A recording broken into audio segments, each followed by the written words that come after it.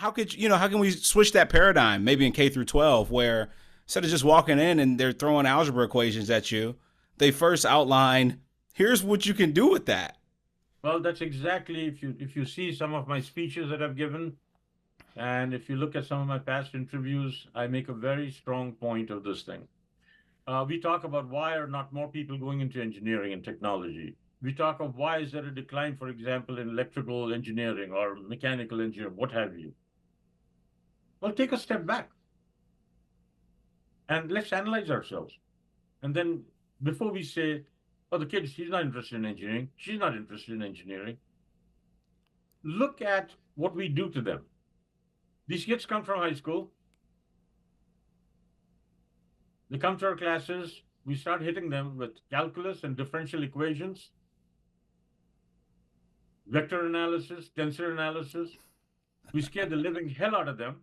Yeah. And then say, they're not interested in engineering. Well, I think the problem is with our academic curriculum.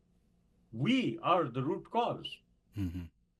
You want to first instill fear of mathematics and physics and chemistry, and then expect them to get excited. How does that happen? How does that happen? How can you get somebody excited after you've instilled fear? Now think about it the opposite way. When these students come, this is what I have proposed, even at UCLA. Ask them, how many of you can live without your cell phones? Well, you can't. Well, okay. So here's a centfold. Let's take it apart. What do you think is inside it? Well, you see, this chip is a transmitter, this is a receiver, this is a signal processing, and so on and so forth. Without this, you would not be able to talk to your friends, your family. You couldn't be surfing the net. You couldn't be getting all this information on your fingertips. You see, so that's technology. This is what electrical engineering, computer science will teach you. Well, how many of you are interested in NASA's missions to space? Show them a few videos. Get them, oh, you'll see so many hands go up. Yeah. How many are interested? Well, what do you think makes it happen? Yeah. The same kind of technology. And this is the technology that you're going to be learning here.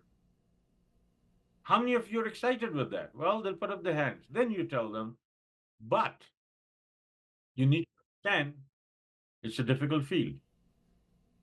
It's not easy. Not everyone can do it.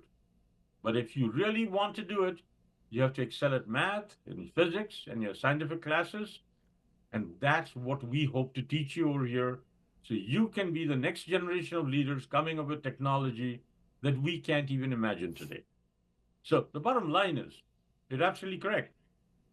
We have to first inspire them and then throw the difficult stuff at them, not scare them and then wonder why they're not being inspired.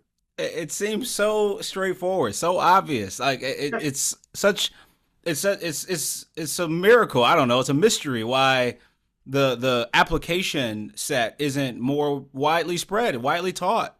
All the great inventors of the past, the great engineers and mathematicians, the abilities that they were able to do. Your cell phone, your car, you like being on a plane. Let's break it down.